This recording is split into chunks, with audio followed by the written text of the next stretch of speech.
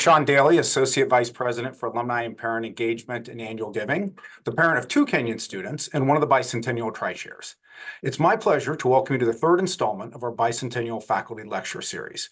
This six-part series will highlight some of the college's best-known faculty members and cover a variety of topics in the fine arts, humanities, natural sciences, and social sciences. We're joined tonight by Associate Professor of English, Sarah Heidt. A Kenyon graduate of the class of 1997, Sarah earned her master's and PhD at Cornell University before returning to Kenyon in 2004. She received the Trustee Teaching Excellence Award in 2010, the Faculty Advising Award in 2017, and was chosen by the senior class to deliver the baccalaureate address in 2010 and 2018. She specializes in 19th century British literature and culture, autobiography and life writing, and women's writing. I'll turn it over to Professor Heidt. Oh my goodness, I will say I thought of a lot of scenarios for tonight, but what I forgot to think about was the fact that my face was going to hurt from smiling so much as I see you all come in. Hello, those of you whose faces I can see, those of you whose faces I know and miss, and also I feel like I could burst into tears. So it's so nice to see you. Welcome to Gambier. It's entirely possible that there will be a power outage during this hour because we have terrible storms coming through. And I honestly am tearing up, not because of the storms, but before too much more time goes by, I will give you the link to the slides for tonight so that if you do lose me, you can teach yourself what we're going to do for this next hour. What we're going to do, and I actually, before we even get going, I want to spend 2 minutes in quiet with you if you're up for that. I have started doing this with my classes. I think I started probably in 2015, in fall 2015. And I really prize it as a way to get into a space with people. And so even though I can't see you all because I can only see 25 people at a time, I want us all to have a chance to settle in and be in this hour together. So there's nothing special to do. I'll start my timer. If you are so inclined, put your feet flat on the floor and sit with a straight spine, or sit in some way that's comfortable and just breathe for a couple minutes and arrive. Okay, so here we go.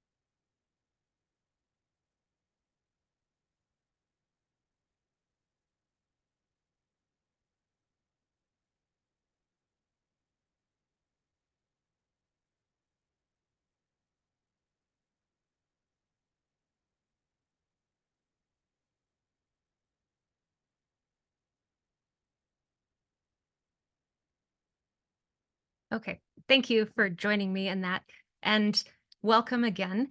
What I want to do tonight with you is offer some of the exercises that I have been doing with my students for the past few years as to explore writing as a tool for living.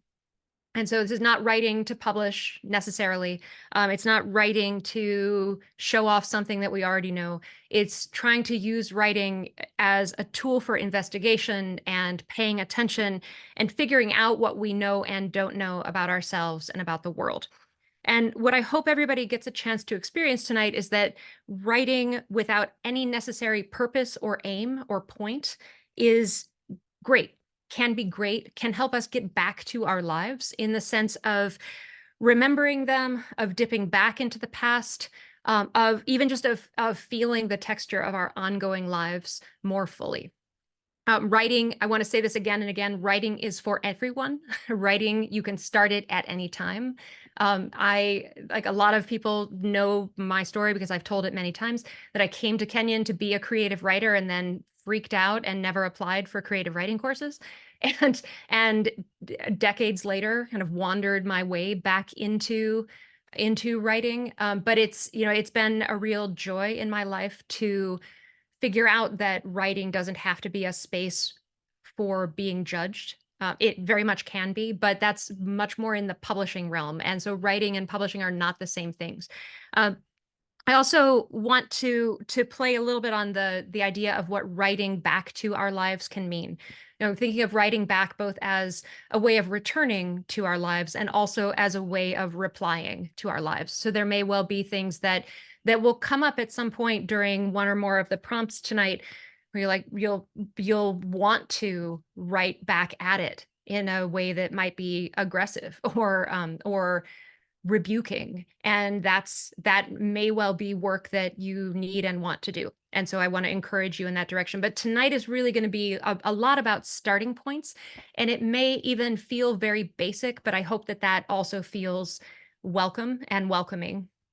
I want to say one more thing, but before we do our first thing, which is the only thing I miss from Zoom teaching, you can't do this wrong, which is, I hope, a reassurance.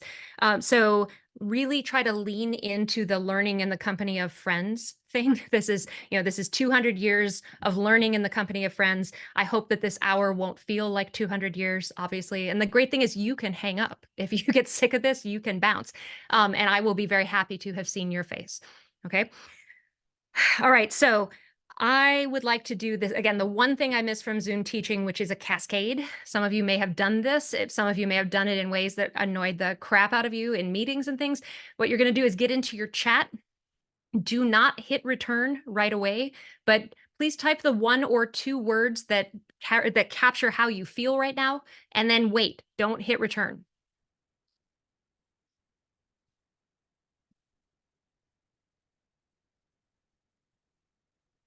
Okay, and then I'm going to count down from 3. When I get to 1, please hit return. And what will happen is we'll have a waterfall of a word fall. Okay, so 3, 2, 1, go.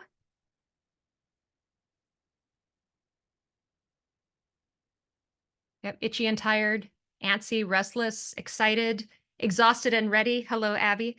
Maggie Jarris, nervous. You are not alone. I also am nervous. You can tell because I'm talking real fast. Apprehensive yet patient. Nostalgic and peace. I love this. Exuberant and inspired. Overwhelmed. Despondent. I'm sorry about that. Silly, excited, scattered. Aw, thanks, Kelly. I'm proud of you too. Proud of my 97 classmate. This does feel like a collision of many of my worlds. So, both alums and students in the room. Okay, so that's a little bit, you can scroll through and see how your fellow participants are doing. I want to throw us right into the first of our prompts together. This is a tried and true one. This is one that I use with my life writing students. It's one that is, if you don't know where else to start with your writing, something that may be really just a good thing to start with, but I will already give you an alternative in case you don't want to do this. This is going to be based on Joe Brainerd's book, I Remember. Let me share my screen. Actually, before I do that, let me do what I told you I would do and drop the slides link. I think it would probably not make any sense for you to be watching this on your own computer instead of watching it on my screen, but You have it in case the power goes out. Okay.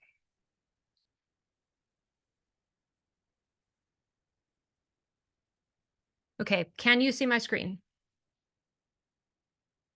Yes? Yes. Okay, does it say prompt 1, I remember? It says loading, Sarah. Okay. Technology will break your heart, is what my partner always says, and he is not wrong. Let's try that again.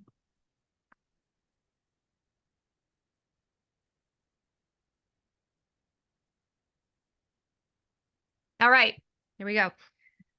Okay, Got this is based on Joe Brainerd's book, I Remember. Between 1969 and 1975, the artist and poet Joe Brainerd wrote a series of books that eventually became one big book called I Remember. For the next 7 minutes, and I usually do this for longer than 7 minutes with my students, but for the next 7 minutes, I would like you to write I remember statements and see where this prompt takes you. You are welcome. There's no rule that says you can only write one sentence and then keep it moving. You're welcome to dwell on individual memories if you want to. But if you stall out, just start a new I remember statement and see where you go. Okay, there's no way to do this wrong. If you don't want to do I remembers, you can sub in I love. You could sub in I want. So sub in some other verb. I will not. And I offer that in case remembering feels particularly difficult. Also, for all of these prompts tonight, if you want to do them in a Kenyan focused way, you're welcome to do that, but there's no requirement to do so.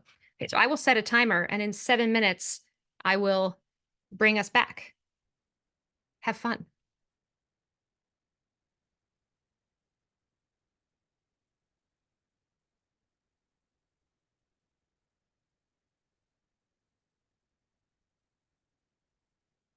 And here's a Joe Brainerd picture you can look at while you write your I remember statements.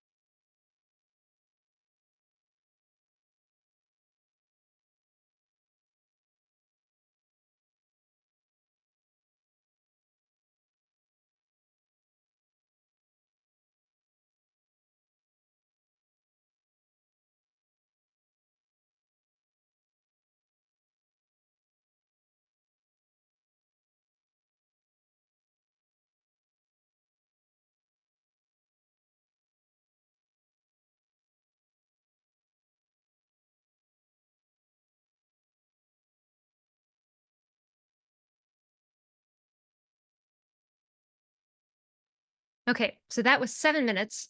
I'll give you a moment to finish the sentence that you're in.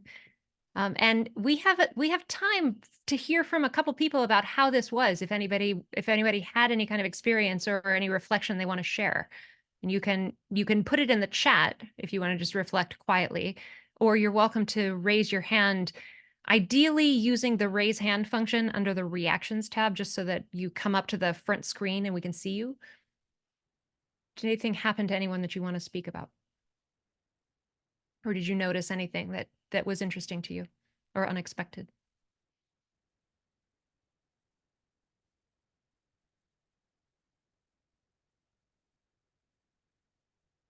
Elizabeth. Hi. I noticed that I was planning to write lists. I was planning to write a list prompt of I remember statements, and the first statement I wrote, I got very into all the details, and then I was like, oh yeah, I should write another one. And like I really only ended up with 4 paragraphs of I remember statements. But yeah, it was a great prompt. Nice. I love that. Yeah, it never goes the same way for me twice. And part of, like, this will be a theme through all of these things tonight. Like, part of what I'm always after with this one and with others is that I am trying to see what's going on in my own mind. I'm trying to see what's going on like in my life right now that I might not notice if I didn't put this kind of weird constraint on myself. Right. Yeah. So yeah, Eric says my computer is busted and I can't raise my hand. I'm sorry about that. But also hello, and it's nice to see you. You're not on the screen right now, but I saw you when I was peeking at everybody while you wrote. Even though these are things I think about and exist in my mind, popping up when they will, the focus and scaffolding of the prompt helped unlock more detail and feeling. It was lovely. I'm glad. And what I'll say about that is that there are lots of, it's like a choose your own adventure moment. One of the things you could do if you wanted to keep going with this is spend more time doing I remember statements, like try this for half an hour and see what happens. Because the really interesting and weird stuff might turn up in like minute 23. But then, maybe set it aside and go back to it in a day and see if there's anything in there that you want to like just go in on one thing and build it out. And see what else, what was happening when that thing happened, or what songs were playing. What did you smell? Where were you? How old were you? Right. And like see what happens if you do maybe another round of I remember statements, but just focusing on one thing. Sometimes I begin a sentence, Sonia says, sometimes I begin a sentence on one memory and then another with some of the same features replaces it. Kind of felt like layering pieces of lace atop one another. I love that. And I love the image of pieces of lace because it feels like neural networks, or like the ways that neurons lace together. And that, and that idea of like you're remaking connections in your mind or making new connections in your mind as you're remembering, which is like some of the stuff about the neuroscience of memory is trippy and wonderful. I started circling around emotions and locations inadvertently. Things I didn't think would be connected were right next to each other in the same paragraph, and I realized some unexpected connections. Thanks for that, Carly. You're going to love the last prompt, I think. Liz says, I was surprised that what I wrote down went in chronological order. Childhood to the birth of my babies. Whoops. I don't know. Wait, I lost your, okay. Childhood to the birth of my babies rather than bouncing around, which is how I guessed it might go. Yeah, that's fascinating. Julie, did you figure it out? There's a thing at the bottom of your screen that says reactions. It's right next to breakout rooms, which we won't use tonight. And, and if you click that, it'll give you a raise hand. But also you can just unmute yourself and speak if you'd like. I did hit it and it did not seem to do anything. Okay. But anyway, I found that I started writing about my time at Kenyon, things I remembered. Then I went into Boston because I grew up outside of Boston, but spent a lot of time in Boston as a teenager. And then I went into how sad everybody was when President Kennedy was killed. And then the first play that I saw, Shakespeare play I saw in 8th grade, was Macbeth. And so it sort of traveled around from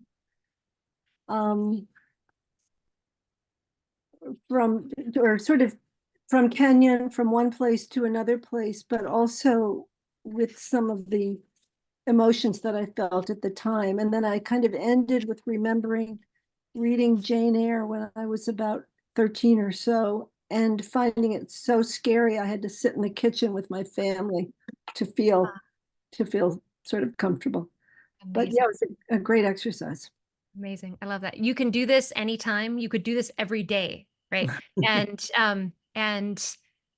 yeah, and Lee, I'm interested in that you've done this with high school students, and doing it in this environment is different. And it's also different if you're doing it yourself as opposed to overseeing others doing it. And yeah, and I wanted to draw attention to one, Lily says that this reminded her how healthy journaling can be. And I've got a handout that I've made up that I will put the link for the chat. I'll put the link into the chat for when we're done. And it has a few sort of tips and things like if you feel like writing, but you don't know what to write or where to start, or if you want to develop a writing practice. One of the things that I recommend that actually I think helped bring me back to writing when I was in graduate school is Julia Cameron's morning pages. So her book, The Artist's Way, is beloved of a lot of people. It's a little like woo woo. And so sometimes people are like, oh, this is going to be, I don't want this, but it's set up like a 12-step program. It actually is in 12 weeks, but I find it like incredibly gentle and also provocative in like embracing in kind of an interesting way. And she offers two tools for sort of getting closer to your creative life. One is morning pages, where you just write 3 longhand pages every morning, and ideally as close to when you get up as possible. And the other one is artist dates, where she says at least once a week, but like once a week, take yourself on an artist date. Go somewhere where you can just like an art museum, but it can also even be like an art supply store or a bookstore, or just a place where you like to walk around and see something, or a park, just something that helps feed your inner artist. But the morning pages thing, like this, it's just 3 pages that you're not looking to do anything with. You don't even go back and reread them. It's just like flushing out your mind once a day. And that's like, who knows what nonsense I have written in morning pages over the years, but you might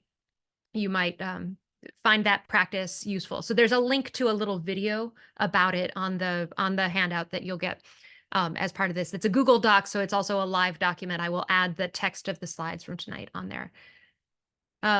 Well, Eric, anyone find themselves in the basement of the old bank / black box, which is now gone, where they kept old student records? Fascinating. So, right. So there's also this chat is going to be full of all kinds of extra memories. So now I find myself wanting to think about like when I closed out my bank account in that bank when it was still the bank when I was a student. So, all right. So I want to take us to the next prompt. Thank you for sharing, those of you who shared, and feel free to keep sharing in the chat if you want. Let me reshare my screen. That went great last time. So let's see if I can do it again.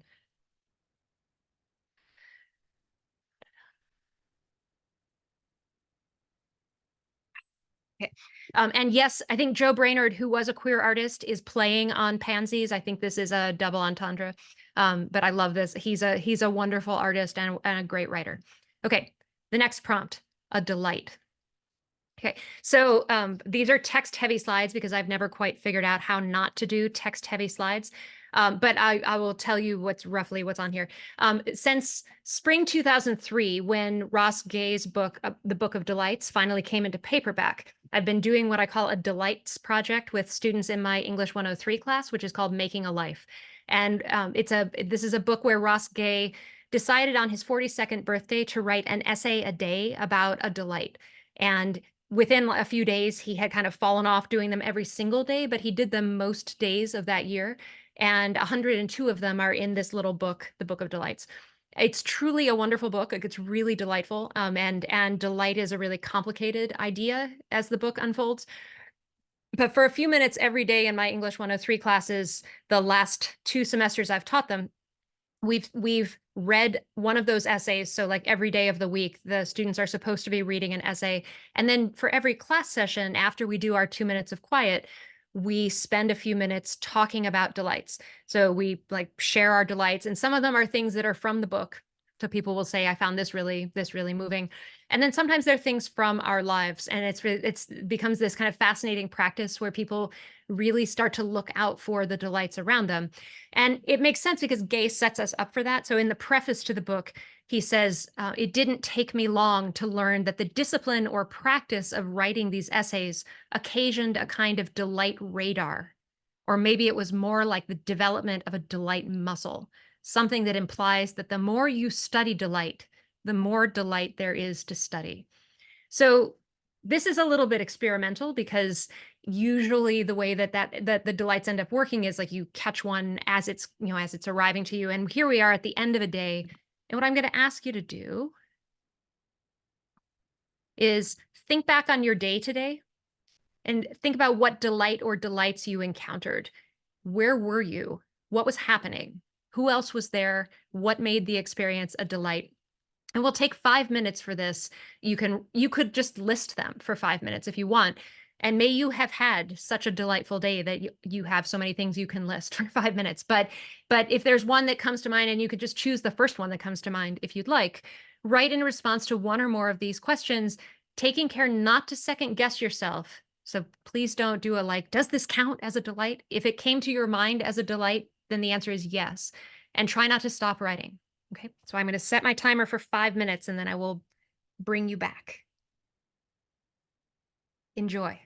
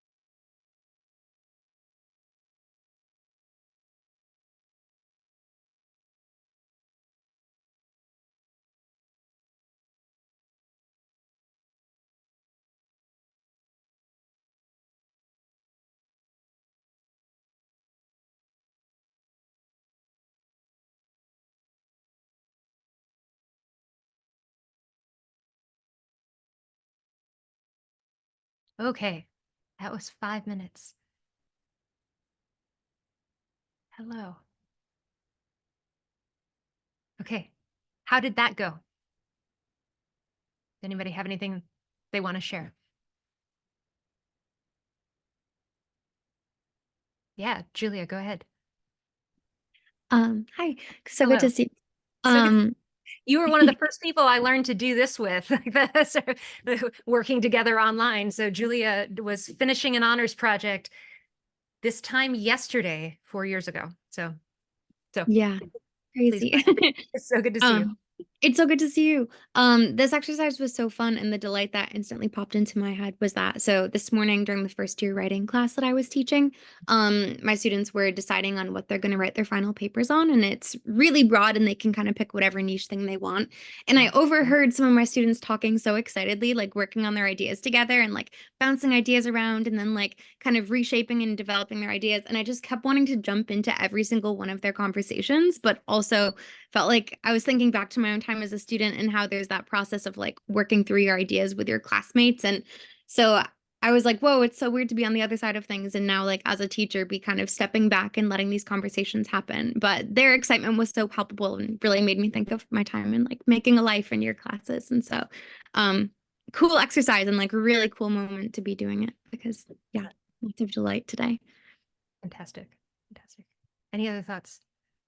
I'm so glad you had that experience too.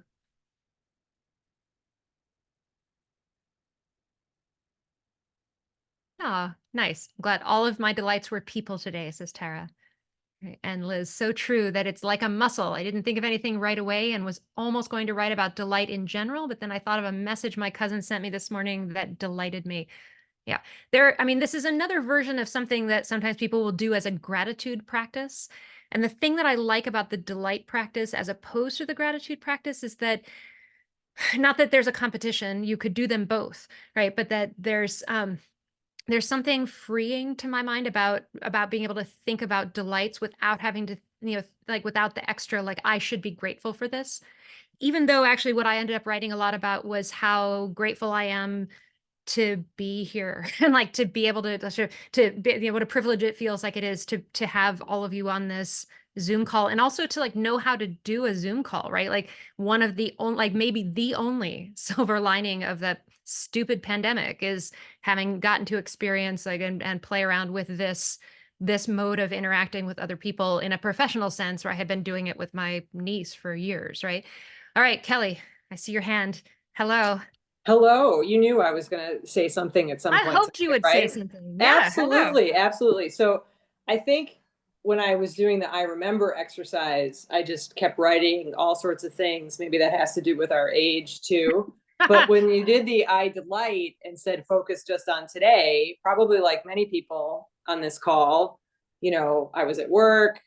I've got an 8th grade son that had volleyball practice that he had to leave at 10 to 7 this morning. I had to rush home because I wanted to be on this Zoom, and just negotiating all of those adult things. I'm like, okay, I have to say something that's more meaningful versus the I remember. And I think that this exercise that focuses on the everyday and how you can find that delight in the everyday really is the point, versus just kind of going through the motions, which I'm sure many of us are. I'm even thinking now, like, okay, I heard my son and my husband just come back because my husband and my son, because they were at the volleyball game that he had because he had practice and then he had a game. And I'm like, okay, we have to have dinner, all of that stuff. But I wrote, making this Zoom was my number one delight today. So that is my number one. And all the rest of the stuff is just kind of keeping the train on the tracks. But I've always found my Kenyan friendships to be among the most meaningful, and participating in something like this today is definitely a joy. So cheers. So glad. Thank you for sharing that. I appreciate that. And I think that is one of the things that I wanted to sort of try to make a space for today, here tonight, was to say also there's like, especially as things are speedy in our lives, or as things get more and more busy, And they, you know, and that's like always. I mean, one of the things that was wild about coming back from spring break a couple weeks ago, maybe, yeah, 2 weeks ago, was just how quickly everything seemed to ramp back up immediately. And this is really the first academic year that feels like we're back at full speed since the pandemic hit, and it just feels like everywhere all the time. So it's actually difficult to remember. It's often difficult for me to remember to actually pause and reflect, pause and actually not just let my life blow past me. And I'm going to share the screen one more time. Well, actually, I guess this may not be the last time, but I'm going to share the screen. Because one of the things I wanted to say is there may be a sort of like, why does this matter question brewing for you? And when I need to know why things matter, I tend to go to writers, because I am an English professor. This is an interlude of words from writers. I love this moment from Virginia Woolf's To the Lighthouse. If you have not read To the Lighthouse, there is still time, and I recommend it. One of the main characters, Lily Briscoe, is a painter. Many of you read To the Lighthouse with me during the Kenyon Exeter program. It is a huge pleasure to have people from all 3 years that I have either directed or co-directed the Exeter program on this call. So shout out to all of you. I have seen you. This moment is Lily Briscoe toward the end of To the Lighthouse, reflecting on sort of what she understands about life. And some of you have probably heard me read this passage out loud before, but I'm going to make you listen to it again. So Lily's painting a painting of, like, she's trying to paint a painting of, she's trying to paint a painting. She's been trying to paint the painting since the beginning of the book. And she's thinking to herself, what is the meaning of life? That was all. A simple question, one that tended to close in on one with years. The great revelation had never come. The great revelation perhaps never did come. Instead, there were little daily miracles, illuminations, matches struck unexpectedly in the dark. Here was one, this, that, and the other, herself and Charles Tansley and the breaking wave, Mrs. Ramsay bringing them together, Mrs. Ramsay saying, life stands still here, Mrs. Ramsay making of the moment something permanent, as in another sphere, painting. Lily herself tried to make of the moment something permanent. This was of the nature of a revelation. In the midst of chaos, there was a shape, this eternal passing and flowing. She looked at the clouds going and the leaves shaking, was struck into stability. I love that. That for me is a touchstone passage. Like there is, and in a longer version of this workshop, I would now pause us and say, like, what do you notice? What do you hear? What feels important? What feels interesting, strange, or revealing? How does this shape you? How does this shake you? Right. But I want to make sure that there's time for free-flowing conversation in a few minutes.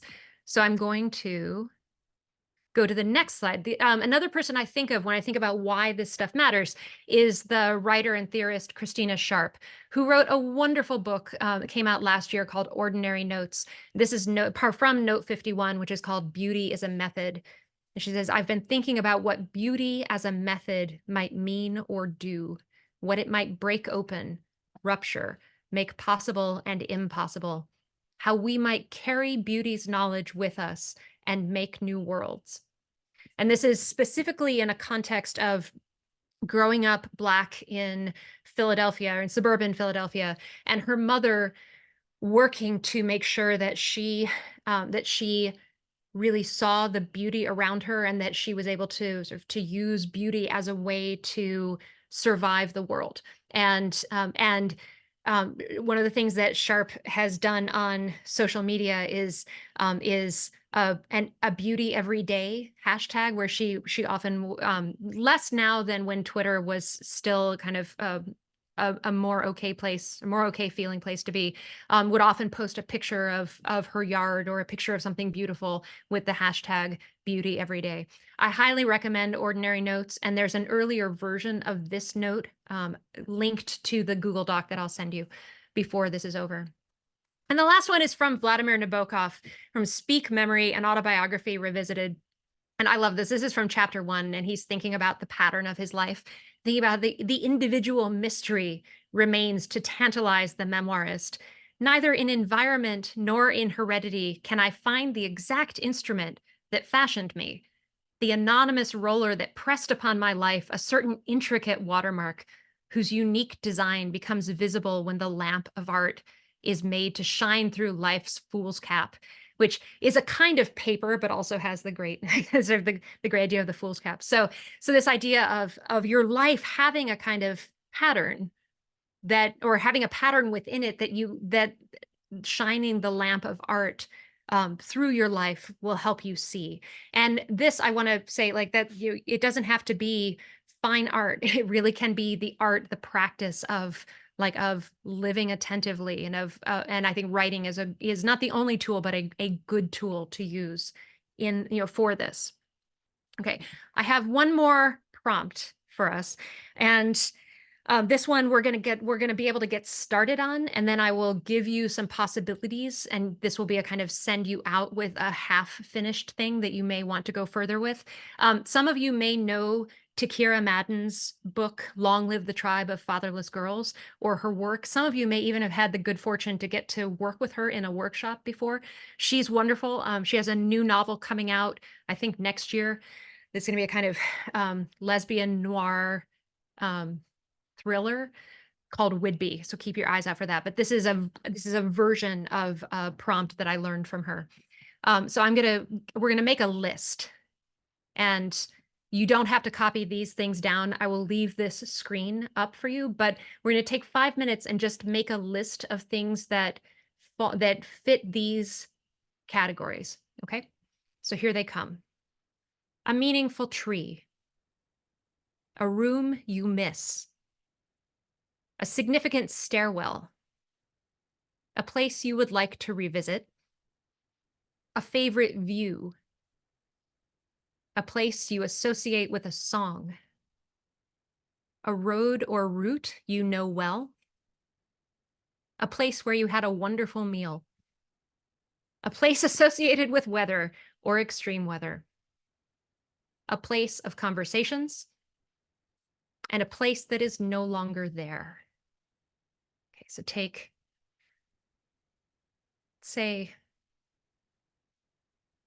let's say 3 minutes and get started on this. And that way we'll have at least a few minutes for questions or conversation. I'm sorry, to clarify, we're making a list in response to these? No, so like if yeah, make a list, like a meaningful tree, like the upside down tree is one obvious one that comes to my mind, or like a tree in a yard, or just a tree you Perfect. love, right? So, and it can be like one thing for each of these, but if you have time and want to add more things, that's totally fine. Thank you. You're welcome.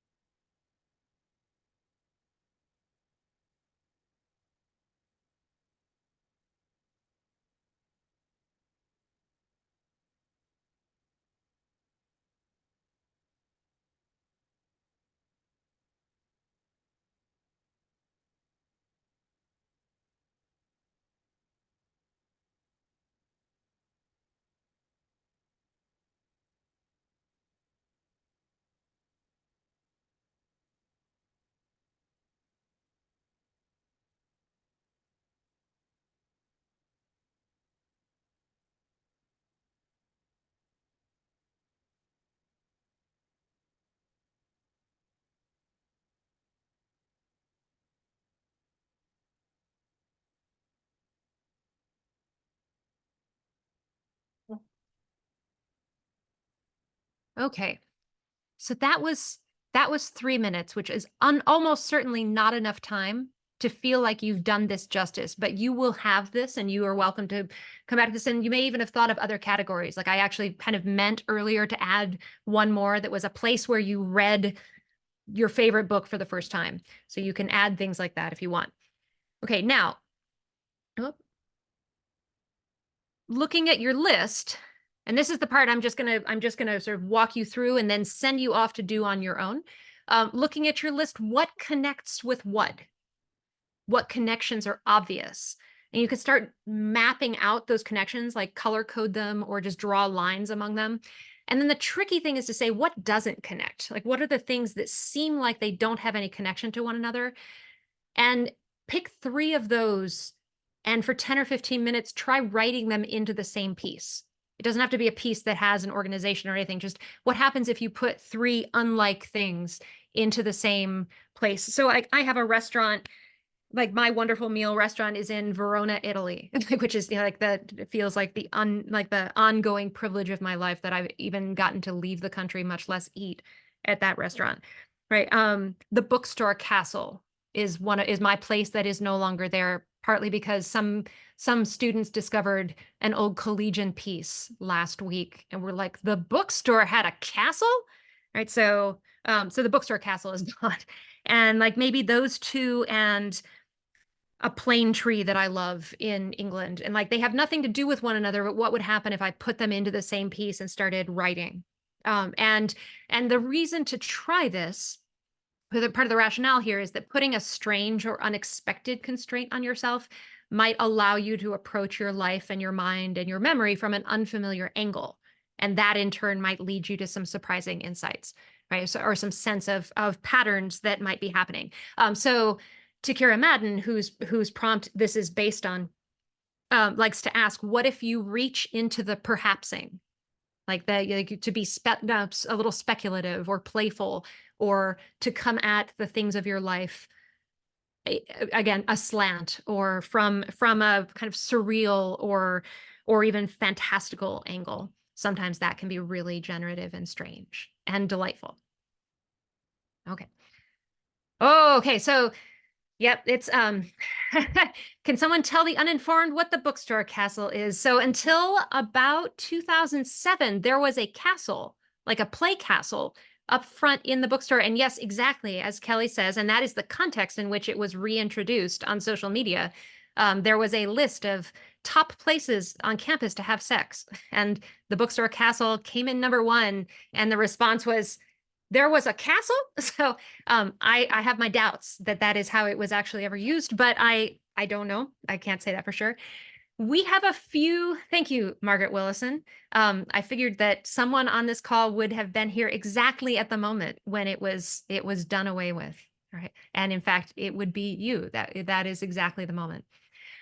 Okay, yep, part of the Triple Crown. Oh, so much. All right, we have very few minutes left, but I will also say that I am happy to stay on this Zoom call for a little while after we hit 8 o'clock. If anybody wants to hang around and talk or ask questions, as long as I'm prepping for tomorrow by 8:30, I think tomorrow will be okay. So, is there anything that anybody wants to ask or say right away while everyone is still here?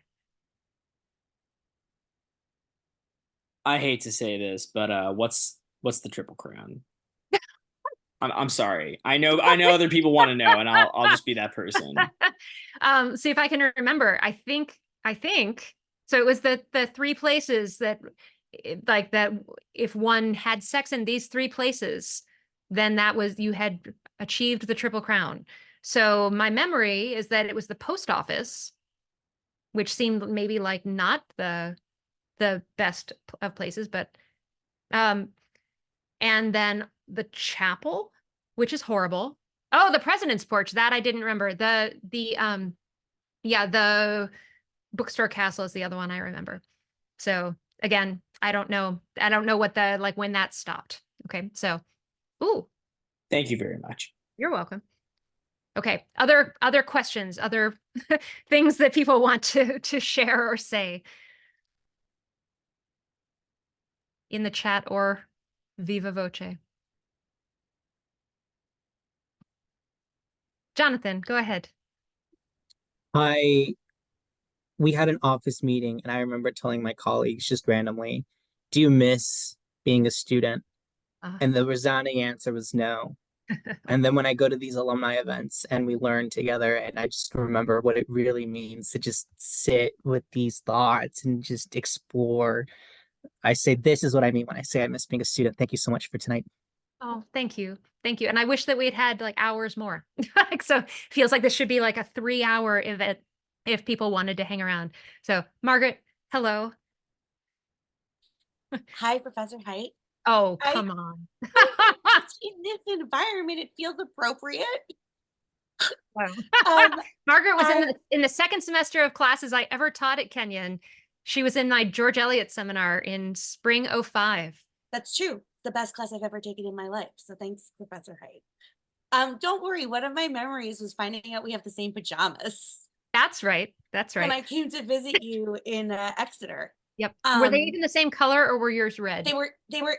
I had the navy blue ones at home. Okay. But I think mine might have been red in real life. But whatever. I remember it being I was giddy. I just wanted to say that I was so impressed by how much momentum I had in writing these things. I am not someone where writing with momentum comes easily to me. And so this was such a welcome exercise in that respect. And also just seconding everything Jonathan said. It's great to be back again in a community of learners and a community of friends like we find here. Thank you so much for doing this, Professor Height. I'm so glad you were here, and I'm so glad to have heard that from you.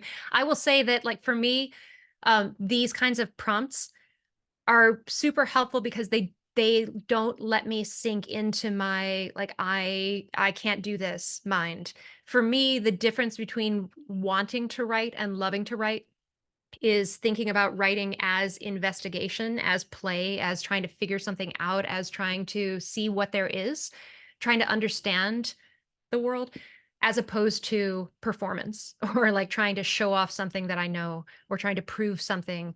Like that's the difference between me wanting to do it and me not wanting to look at my notebook. So you can do things that are just for you. You can do things, you don't have to monetize this hobby if you start to do it. You don't have to do it because it'll make you a better person. You don't have to be good, right? Let the soft animal of your body love what it loves. Thanks, Mary Oliver. Okay, I should give it back to Sean so that you can close this up officially. But if anybody does want to stay on and chat, I will hang around, but don't feel any pressure to do so. It's wonderful to have seen you. Those of you from recently, those of you from long ago, those of you from here and far away. We miss you. I hope that you have been able to hear my weird chirpy frogs in the background sometimes tonight and the thunder starting to roll in. We miss you. If you make it back to reunion, I hope that I will see many of you, if not all of you. Okay. Thank you for being here and for playing along with these writing games.